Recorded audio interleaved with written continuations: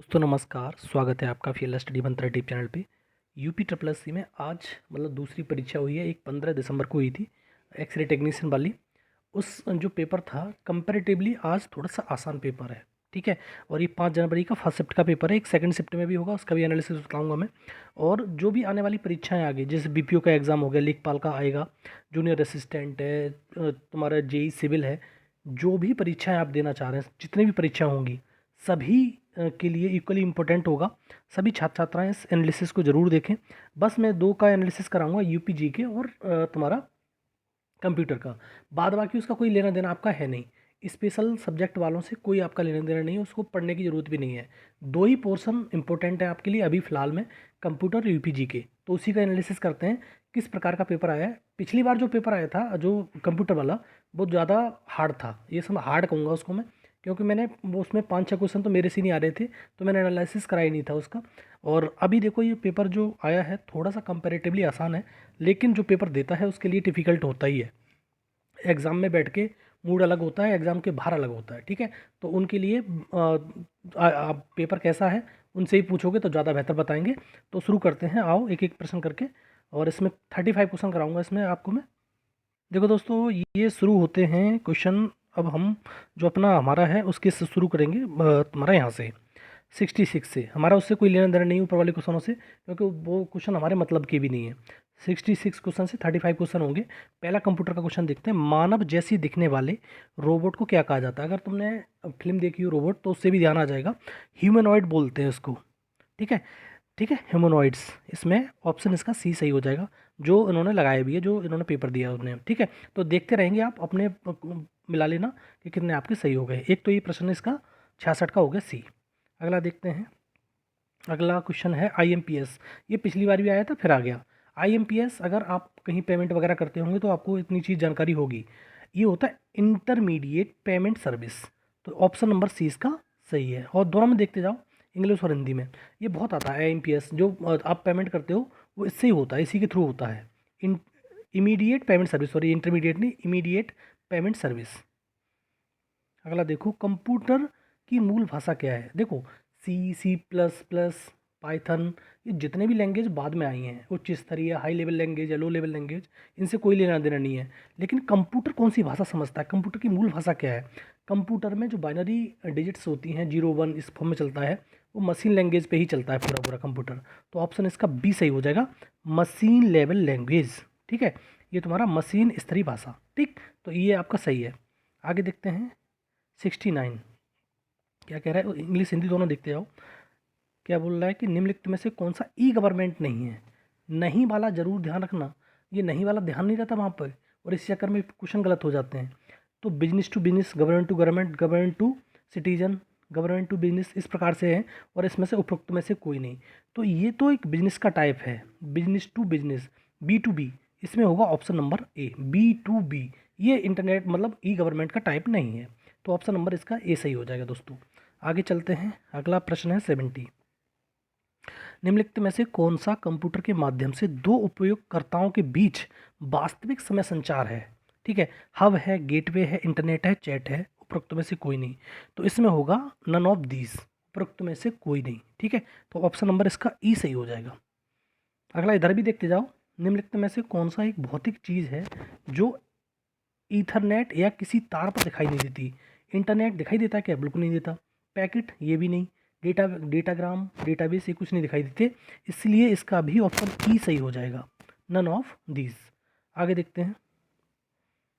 आगे इधर देखता हूँ 71। कंप्यूटर सुरक्षा में सेध लगाने का कार्य है। ईमेल के माध्यम, ईमेल, वायरस, स्पैम, हैकिंग या उपरोक्त में से कोई नहीं। तो ये हैकिंग ही करते हैं ना कंप्यूटर में। तुम्हारा सेध लगा रहे हैं तो हैकर ही करते हैं, हैकिंग होती हो गई। अंकगणितीय संचालन या तार्किक संचालन किसके द्वारा किए जाते हैं? Output unit, input unit, arithmetic logical unit, वही arithmetical logic unit. Option number इसका सी सही हो जाएगा, अर्थमेटिकल लॉजिकल यूनिट। जब अंकगणित आ गया तो अर्थमेटिकल लॉजिकल यूनिट ही होता है इसका। अगला देखो, एल्गोरिदम। एल्गोरिदम का परीक्षण डैश द्वारा किया जाता है? स्टेप, डेटा, सूचना, प्रोग्राम और उपयुक्त में से कोई नहीं। तो दोस्तों इसका वैसे तो होना चाहिए स्टेप, सही है इसके ऑप्शन के हिसाब से, लेकिन आयोग इसको ऑप्शन ई भी मान सकता है, उपरोक्त में से कोई भी नहीं। ठीक है, तो इसको भी ऑप्शन को ध्यान रखना, ये थोड़ा कन्फ्यूजन वाला है। हो सकता है स्टेप ना माने, इसमें से उपरोक्त में से कोई नहीं माने, नन ऑफ दीज।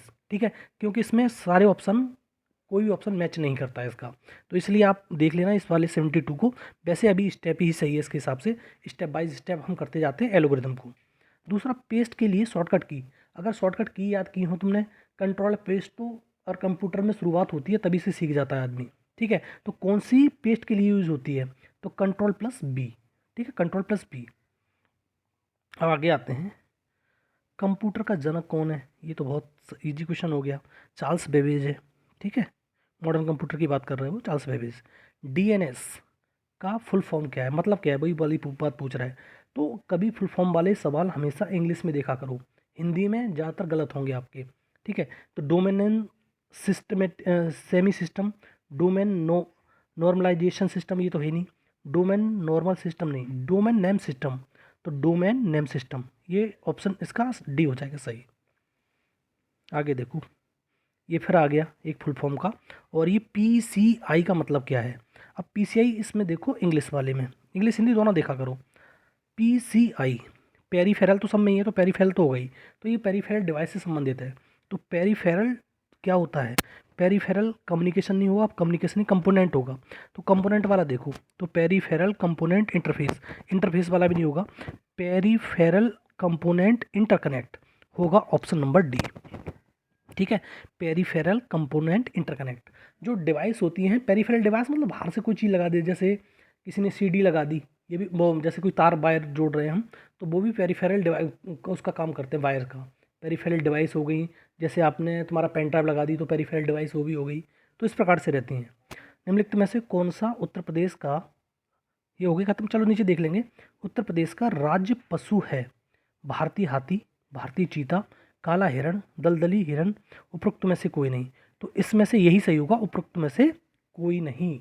ये तुम्हारा जो मृग है इसमें से जो तुम्हारा, कुछ लोग कहेंगे कि ये दलदली हिरन हो सकता है, ये नहीं होगा दोस्तों, ये ऑप्शन इसका डी होगा, नन ऑफ दीज। ठीक है, आगे देखते हैं, अगला देखो, ये कंप्यूटर का क्वेश्चन है, आधार डेटाबेस के माध्यम से पहचान और प्रमाणीकरण के साथ किया गया भुगतान क्या कहलाता है, AEPS, AHPS, AFPS, ADPS। तो ये तो कॉमन सेंस वाला क्वेश्चन है दोस्तों, तो इसका ये होगा ये वाला। अगर आपने कभी आधार इनेबल पेमेंट सिस्टम, इसका फुल फॉर्म होता है, अगर आपने करा है कभी तो आपको मालूम होगा ये चीज़, अगर आप करते रहते हो तो फिर कॉमन सेंस वाला क्वेश्चन हो गया ये, आधार इनेबल्ड पेमेंट सिस्टम, तो इसका ये फुल फॉर्म होता है, और ये ऑप्शन ए सही हो जाएगा इसका। निम्नलिखित में से कौन सा ख्याल रथ का रूप नहीं है, दीवारी ख्याल, गढ़सप्पा, अभिनय, जयपुरी, उपयुक्त में से कोई नहीं, तो ये होगा दीवारी ख्याल, ऑप्शन नंबर ए सही हो जाएगा इसका, ऑप्शन नंबर ए। अगला देखो, अभी कंप्यूटर का क्वेश्चन ही बच रहा है, निष्पादन में प्रोग्राम को कहा जाता है, फंक्शन, प्रोसेस, कंपाइलर, एरर, या फिर उपयुक्त में से कोई नहीं। ये जो निष्पादन होता है, किसी चीज़ को एग्जीक्यूट करते हो तो भाई प्रोसेस ही होती है वो। ठीक है, ऑप्शन नंबर 20 का सही हो जाएगा। भारत का पहला मल्टी मॉडल टर्मिनल कहाँ बनाया गया है, ये बिल्कुल लेटेस्ट क्वेश्चन है ये। ठीक है, और जिन लोग, जिसका भी पेपर है साथी का, उन्होंने बहुत सही एक आध दो क्वेश्चन को छोड़ के बाद बाकी सब सही लगाए। आगरा, लखनऊ, बनारस, प्रयागराज में से कोई नहीं, तो ये बनारस ही सही है। ठीक है, तो बनारस ऑप्शन बी लगाया उनका सही है एकदम से। अपने क्वेश्चन मिला लेना, मैच कर लेना आंसर की को, और बताना कि आपके 35 में से कितने सही हो रहे हैं। एक आध हो सकता है मैं भी मतलब गलती भूलवश इस प्रकार से कर जाऊँ कि कहीं एक मिसमैच हो जाए, तो ज़रूर कमेंट बॉक्स में लिख के बताना कि ये क्वेश्चन आपसे मिस हुआ है या गलत बताया आपने। उत्तर प्रदेश के रजा लाइब्रेरी निम्नलिखित में से किस शहर में स्थित है। ठीक है, रजा लाइब्रेरी फैज़ाबाद में है, बरेली में है, मुरादाबाद या रामपुर, उपयुक्त में से कोई नहीं, तो ये भी इन्होंने सही लगाया, रामपुर में ही है, ऑप्शन नंबर डी सही है इसका। बुंदेलखंडी मिट्टी डैश में पाई जाती है, पश्चिमी मैदान, पश्चिमी मैदान में कहाँ बुंदेलखंडी मिट्टी पाई जाएगी, गंगा का मैदान, तराई क्षेत्र, दक्षिणी पठार, उपयुक्त में से कोई नहीं, तो ये नीचे साउथ रीजन है, दक्षिणी पठार नीचे वाला जो अपनी तरफ से जो लग जाता है रीजन, और नीचे तुम्हारा मध्य प्रदेश शुरू हो जाता है, वहीं पर ये बुंदेलखंडी पठार पाया जाता है। वैसे तो मध्य प्रदेश में ही है, लेकिन थोड़ा बहुत पोर्शन हमारे यहाँ पर भी लगता है इसका। ठीक है दोस्तों, तो दक्षिणी पठार हो गया ये। आगे देखते हैं, आगे देखो, भारत में श्वेत क्रांति ने किससे संबंधित है, श्वेत क्रांति, वर्गीज कुरियन का नाम ध्यान होगा आपको, श्वेत क्रांति संबंधित, जो केरल के थे, चुनाव भी लड़ा था पिछली बार बीजेपी से, ठीक है, पर हार गए थे वो प्रोजेक्ट किया था बीजेपी ने उनको मुख्यमंत्री के तौर पर। वही श्वेत क्रांति के जनक थे और वही दूध उत्पादन से संबंधित है, ठीक है, मिल्क प्रोडक्शन से श्वेत क्रांति। ये तो बहुत कॉमन सेंस वाला क्वेश्चन है। चौधरी चरण सिंह को किस वर्ष भारत रत्न से सम्मानित किया गया है? अब देखो इसमें कन्फ्यूजन ये होती है, जैसे हम चुनाव से अगर तुम थोड़ा बहुत पॉलिटिक्स में इन्वॉल्व रहे हो या चीज़ रही हो तो समझ में आता है।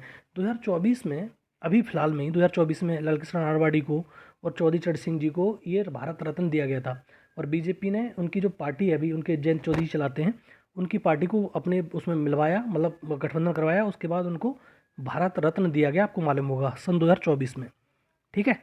ये तो बहुत लेटेस्ट घटना है 2024 का, जो तुम्हारा जब आम चुनाव हुए थे उसके लोकसभा के, तो इसी के पहले, जस्ट पहले मार्च में ही इनको भारत रत्न से सम्मानित किया गया था, और एक नहीं 5 लोगों को किया गया था। ये भी ध्यान रखिए आप आगे वाले पेपरों के लिए। अगला देखो, उत्तर प्रदेश का निम्नलिखित में से कौन सा जिला ताला उद्योग के लिए प्रसिद्ध है? हाथरस बिल्कुल नहीं है, हींग के लिए प्रसिद्ध है। कौशाम्बी, ये इलाहाबाद के पास पड़ता है। आगरा, आगरा तो पेठी के लिए प्रसिद्ध है। अलीगढ़ बिल्कुल सही है, अलीगढ़ ताले के लिए प्रसिद्ध है, ठीक है, फेमस है अलीगढ़। उत्तर प्रदेश का कलिंजर मेला प्रतिवर्ष कहाँ आयोजित किया जाता है? बरसाना, बरसाना की तो लठमार होली प्रसिद्ध है। वृंदावन नहीं, बांदा बिल्कुल सही है, बांदा खीरी में होता नहीं है, तो ये है बांदा, ठीक, ऑप्शन नंबर सी। कलिंजर मेला ध्यान रखना बहुत फेमस है, बहुत बार आता है ये, तो ऑप्शन नंबर सी इसका सही हो जाएगा। आगे देखो, गम बबूल की छाल से निकाले गए रंग का उपयोग किस उद्देश्य के लिए किया जाता है? वाइन बनाने के लिए? क्या दारू बनाई जाती है? नहीं, इससे तेल बनाया जाता है, माचिस बनाई जाती है, चमड़े की वस्तुओं को रंगना, उपरोक्त में से कोई नहीं। तो ये उन्होंने बिल्कुल सही लगाया, चमड़े की वस्तुओं को रंगना। डाइंग लेदर आइटम्स, लेदर जो आइटम होते हैं उनको रंगने के लिए, डाई करने के लिए इसका प्रयोग किया जाता है। तो 90 का होगा option number D. Uttar Pradesh को कितने कृषि जलवायु क्षेत्रों में विभाजित किया गया है? अगर आप कृषि जलवायु क्षेत्र पढ़ते हो, उत्तर प्रदेश थोड़ा सा भी आपको संज्ञान है, तो इस सबको मालूम होगा 9 क्षेत्रों में विभाजित किया जाता है, 9, ठीक है। इसे पढ़ने की जरूरत नहीं है कि सारे ऑप्शन पढ़ के बताऊँ मैं, तो इसका कोई ज़रूरत भी नहीं है। आगे देखते हैं, आगे प्रश्न है, उत्तर प्रदेश की जलवायु कैसी है? जलवायु से ही 2 प्रश्न आ गए। क्लाइमेट कैसा है उत्तर प्रदेश का, ये पूछ रहा है। तो टूंड्रा है, कहाँ पर इतना टूंड्रा प्रदेश वाले हैं, कहाँ बिल्कुल एकदम तुम्हारा रसिया की तरह है, ऐसा तो है नहीं। शुष्क प्रदेश, शुष्क रेगिस्तानी नहीं। तो शीतोष्ण महाद्वीपीय, शीतोष्ण बहुत ज़्यादा इतनी ठंडी नहीं पड़ती, मौसम बदलते रहते हैं। तो उष्णकटिबंधीय मानसूनी है, ठीक है, ट्रॉपिकल मानसूनी, ये तुम्हारा ऑप्शन नंबर डी इसका सही हो जाएगा। आज तक उत्तर प्रदेश विधानसभा का गठन कितनी बार हुआ है? ये भी अगर आप में पॉलिटिक्स में इंटरेस्ट नहीं लेते हो या पॉलिटिक्स को समझते नहीं हो तो ये भी कुछ नहीं कर पाए होगे आप, गारंटी है इस बात की। 20वीं विधानसभा है, 18वीं का गठन हुआ है, 16वीं का, 19वीं का, उपरोक्त में से कोई नहीं। तो जब ये लेटेस्ट विधानसभा बनी है 2022 में चुनाव हुए थे उत्तर प्रदेश के, जिसमें रूलिंग पार्टी अभी बीजेपी है, तो वो 18वीं विधानसभा है। कौन सी है? 18वीं, ठीक है, ध्यान रखना इस चीज़ को।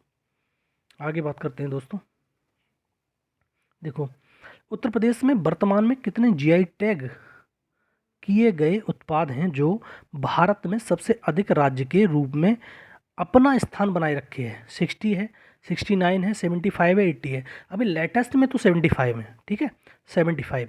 अब आप जाके देखोगे, डेटा मैच कर लेना, जो मैं बता रहा हूँ आपको, आपको लग रहा होगा कि नहीं है, 75 ही है, ठीक है, लेटेस्ट पूछ रहा है तो लेटेस्ट ही आप बताइए। 75 इसका ऑप्शन नंबर सी बिल्कुल करेक्ट होगा। अगला देखो, सकल घरेलू उत्पाद जीडीपी डिफ्लेक्टर किसका अनुपात है?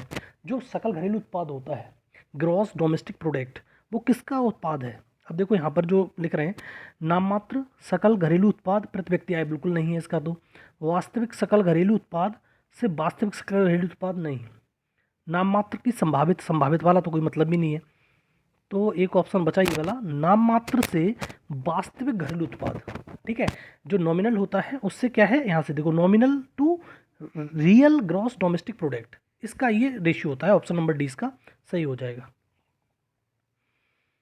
अगला देखो क्वेश्चन, वर्ष 1858 में दिल्ली डिवीज़न को उत्तर पश्चिम क्षेत्र से अलग कर दिया गया और उत्तर प्रदेश की राजधानी आगरा से स्थानांतरित कर दी गई। 1858 में, वह 1858 की बात कर रहा है, वो बिल्कुल ठीक है, इलाहाबाद में कर दी गई थी, ठीक है, 1858 में तो इलाहाबाद में स्थानांतरित की गई थी। अब देखो, पूंजी स्टॉक में समय के साथ होने वाली टूट फूट, बियर एंड टीयर, यहाँ से पढ़ा करो। जो इकोनॉमिक्स वाले क्वेश्चन है ना, इंग्लिश में ज़्यादा पढ़ा करो, हिंदी में थोड़ा कम समझ में आते हैं। तो बियर एंड टीयर क्या होता है, की कमी को संदर्भित करता है। विध्वंस, डेमोलिशन, अवमूल्यन, डिवैल्यूएशन होता है, विमुद्रीकरण, डिमोनेटाइजेशन, इससे तो बहुत लोग परिचित होंगे, और ये मूल्यह्रास। जब टूट फूट होती है, बियर एंड टीयर होती है, जब मशीनें आप लगाते हो, उद्योग लगाते हो, उद्योग का उससे तो हो जाता है कि भैया उद्योग में इतना रुपया लगा, लेकिन जो घिसापिटी होती है, जो कमी होती है, टूट फूट होती है, उसका कोई अंदाज नहीं लगाता। इसे कहते हैं डेप्रीशिएशन। ठीक है, मूल्यह्रास। ऑप्शन नंबर डी इसका सही हो जाएगा। आगे देखो, ये हो गया, आगे देखते हैं ये वाला। हाँ, ठीक है। निम्नलिखित में से उत्तर प्रदेश का कौन सा नृत्य मानसून के आगमन से पहले किया जाता है? धुरिया, कनरा, कजरी, जोगनी, उपरोक्त में से कोई नहीं। तो दोस्तों हमारे उत्तर प्रदेश में कजरी की जाती है जब मानसून आता है उससे पहले, तो कजरी इंपॉर्टेंट है, कजरी सही है इसका, ऑप्शन नंबर सी। आगे देखो 97, इधर भी देख लेते हैं, इधर तो खत्म ही हो गए। श्री राधेश्याम खेमका को किस क्षेत्र में उनके योगदान के लिए पद्म विभूषण 2022 से सम्मानित किया गया था? ये पीछे वाले थे जो सम्मानित किए गए थे 4 लोग, उस समय ध्यान होगा आपको। राधेश्याम खेमका को खेल में तो थे नहीं वो। साहित्य, शिक्षा, सार्वजनिक मामले, सिविल सेवा, उपरोक्त में से कोई नहीं। साहित्य एवं शिक्षा के मामले में इनको पद्म विभूषण दिया गया था। मुलायम सिंह जी को भी दिया गया था और तुम्हारे कल्याण सिंह जी को भी दिया गया था, तो आप ध्यान रखना इस चीज़ को। कौन सा घराना ख्याल, गायकी और ध्रुपद धमार का मिश्रण है? रामपुर घराना, अतरौली घराना, किराना घराना और आगरा घराना, उपरोक्त में से कोई नहीं। ये ठीक ठाक प्रश्न है और इसका होगा आगरा घराना, ऑप्शन नंबर डी इसका सही हो जाएगा। एक प्रश्न इधर भी रहा होगा, हाँ नहीं हो गए सारे प्रश्न। तो टोटल दोस्तों 35 क्वेश्चन मैंने कराए आपको। 35 क्वेश्चन में 3 से 4 प्रश्न, 3 या 4 प्रश्न थे, इसमें थोड़े से लेवल के थे, बाद बाकी क्वेश्चनों में कोई लेवल नहीं था। लेकिन जो एग्ज़ाम में बैठता, मैं फिर बता देता हूँ, कोट कर देता हूँ उस बात को, उसके लिए पेपर डिफ़िकल्ट होता ही होता है। वहाँ और यहाँ में बहुत अंतर होता है, ज़मीन आसमान का। जो एग्ज़ाम में जो मूड होता है आदमी का, एग्ज़ाम के बाहर होता है। जो एग्ज़ाम से बाहर बैठा हो वो बस से लगता है कि सब मैं कर लूँगा, जब एग्ज़ाम में बैठता वही नहीं कर पाता, ईजी से ईजी क्वेश्चन।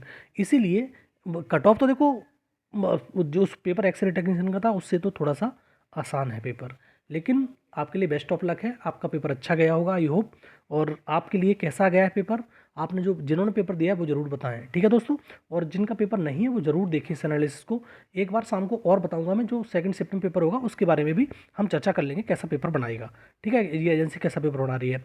तो 35 में से आपके कितने आउट ऑफ 35 कितने नंबर हैं वो आप ज़रूर कमेंट करिए। और आपने कितने लगा पाए जो एग्ज़ाम देंगे BPO वगैरह के, लेखपाल का, जूनियर असिस्टेंट का, वो कितना मतलब कर पा रहे हैं इसमें से, ठीक है दोस्तों। अगर अच्छा लगता है एनालिसिस तो ज़रूर आप इस वीडियो को लाइक शेयर करिए, कमेंट करिए और चैनल को सब्सक्राइब कर लीजिए। धन्यवाद दोस्तों।